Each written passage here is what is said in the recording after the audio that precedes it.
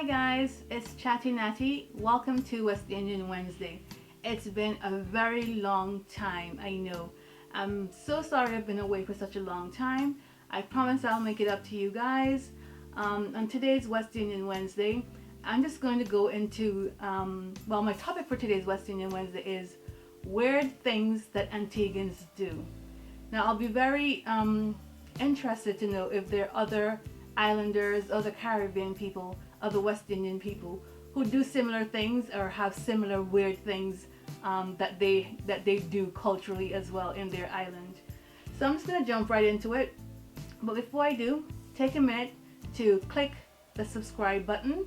It's right below here, and also hit the red notification bell so that whenever I make a new upload, you'll receive your notification and you can come on over and join us and see what I've been getting up to.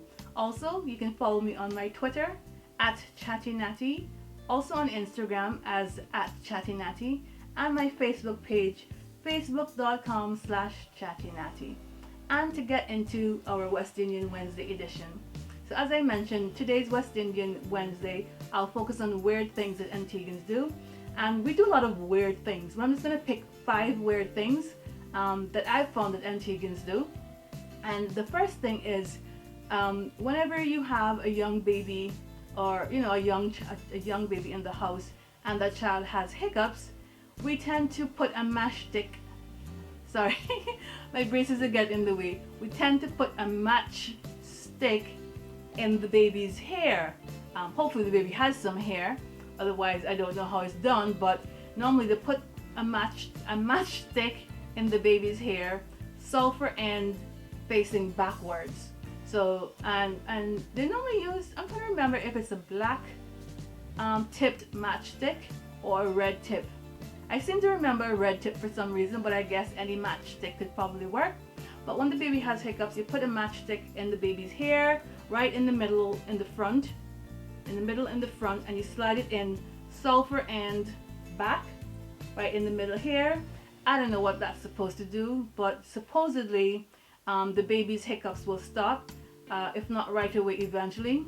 So you're not really sure if it's the matchstick that's causing the hiccups to stop, or if the hiccups would have stopped naturally anyway without the matchstick. But that's something weird that Antiguans do. I'll be interested to know if there are any Antiguans currently still live in Antigua that can attest to whether or not this practice is still done, or if it's now become an old time thing. But I do remember when I was young growing up, that's what adults did. They put matchsticks in the baby's hair to stop the baby from having hiccups. A second thing that that Antiguans do is there's a thing that, and I actually think that other than Antiguans that other West Indians do as well, because I lived in Jamaica for a little bit and I think that they do something similar. But one thing that Antiguans do that can be seen as weird is if someone has come to your house, or if you go to someone's house, we don't normally just walk into their yard or up onto, most Antiguan houses or Caribbean homes have like a fence or outside gate or something like that. So when you get up to the curb, to the sidewalk, there's a gate or something first, or when you get up to their property, there's a gate. And we don't normally just open the gate and walk into people's homes. You stay outside, even if they know you're coming. You stay outside the gate and you go inside. I find that so funny. You go inside, and that's to let anyone who's in the house know that there's someone outside that's trying to find out if there's anyone inside. And so you go inside, and if you receive a response, they'll most naturally say, "Hi, I'm here, come on in," or something like that. If you say inside and no one answers you, you don't enter. You don't enter. But the call of inside is your greeting of letting someone know, "Hello, I'm outside, there's someone outside here," and then they will come to the door and see who it is. So I don't know if anyone else does that in other Caribbean islands, or even not in the Caribbean. If there's anybody else who knows something similar or does that, feel free to let me know. Drop it in the comments.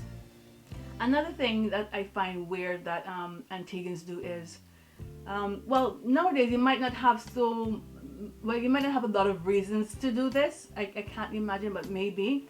Actually, yes. But one thing that we do is when you light a match, there seems to be a theme here, yeah, with matches.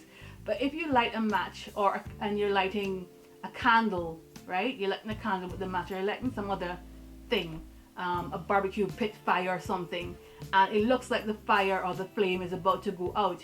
You click your tongue, you go like, you might not hear what I'm saying with the mic, but you click your tongue against the roof of your mouth like this.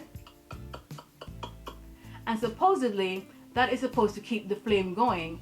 I don't know why we do this. I don't know where it has evolved from. I'd be interested to know. Hopefully it's not just my family, my household that I grew up in that did this. But yeah, if you light a flame and it looks like the fire is about to die out, you click your tongue, and that's supposed to build the flame back up. I know it's weird, but hey, it works. And the fourth thing, are we on number 4? I think so. No, we're not. We're at number 3. So the third thing that we do that's weird, like Antigua has a lot of beaches, right? Approximately 365 beautiful beaches, and we go to the beach often.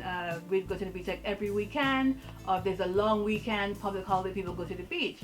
But one weird thing about Antiguans is, if you're ever at the beach in Antigua and all of a sudden rain starts to fall, you will see that most people, chances are everybody, will come running out of the sea and will, seek shelter. And a logical person might think, you're already in the water, you're already wet, why are you running out of the sea?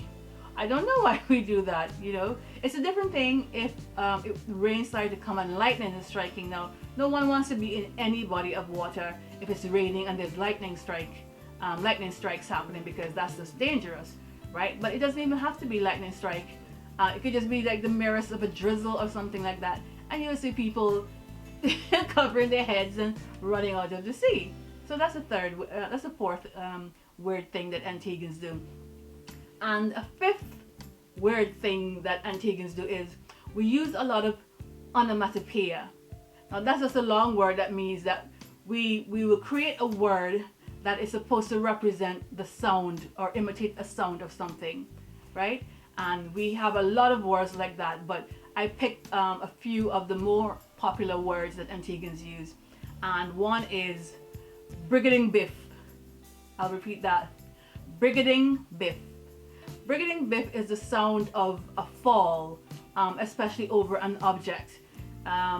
It's normally referring to like if someone falls, not just a thing falling, but that's the word you normally use to describe someone falling over something, over an object, over a chair, over something. Where you say, boy, I fell over the chair, brigading biff, and even without seeing or seeing the accident occur, if someone says brigading biff, everyone knows, okay, somebody fell over something. Another one of our popular onomatopoeia words is whoop-up. Whoop-up. Whoop-up is the sound of someone catching a thump or a cuff across the head or across their body, right? So if you're in a fight, or if you're seeing somebody fighting, chances are somebody's going to get a whoop-up to the face, to the eye, or something like that. We're not advocating any violence. We're not advocating any violence. We're just saying that whoop-up is the sound of someone getting a good hard, punch. Another one is ply. Ply. Now ply is the sound of a slap. I know there seems to be a theme happening here. Ply, but it doesn't have to be a slap. It could be a slap as in someone slapping someone else. It could be something slapping something else, or something hitting someone in the face or hitting somebody. But that's the sound, that's generally the word we use to denote the sound of a slap. Ply, right? And another word is boogadung. Boogadung. Now boogadung is similar to brigading biff. Boogadung, however, doesn't normally refer to like a person falling, though it could. Boogadung is really any loud noise, any loud ruckus, Like for example, you and your siblings are playing in some room and you knock something over, right? And your grandmother or somebody, an adult might say, what's that bugadung? Meaning, what's making all that noise? What's that ruckus? What fell over? What fell down? You know? So if you see something, or something tumbles over, or someone falls, have a listen and see if it sounds like it's saying bugadum. And the last one is klatai. Klatai. And klatai is the sound of a lash with a belt. Now that one is licks. That one is licks. Now, you know, in a lot of West Indian culture, when you're young, if you misbehave and you were rude, you know, you were asked to go get the belt, you know, and you're given 2 across your behind, 2 or 3 across your behind, as the case might be. And klatai is the sound of the belt touching your backside. Right? So those are our, well, so someone can debate me, but I think that those are some of our most popular uses of onomatopoeia in Antigua. We have brigading bip, wotup, ply, bugadung, and klatai. I hope you enjoyed today's West Indian Wednesday and learning a bit about Antiguan culture and a bit about the weird things that we sometimes do in Antigua. If you have any weird or interesting aspects of your culture, please let me know. Share them with me down in the comments, and I'll be happy to have a read and perhaps share them on another upload. But thanks for watching, guys. Thanks for bearing with me during my absence. I promise that, you know, it was due for good reasons, okay? And I will try my best to become more consistent for the rest of the year. That is my promise to you guys for 2019. But yeah, thanks so much for watching. I hope you enjoyed this episode of West Indian Wednesday. Please, as I said before, follow me on my social media handles at ChattiNatti on Twitter, Instagram, and Facebook. I also have a WordPress blog where I share my rants and my musings with people who'd like to read.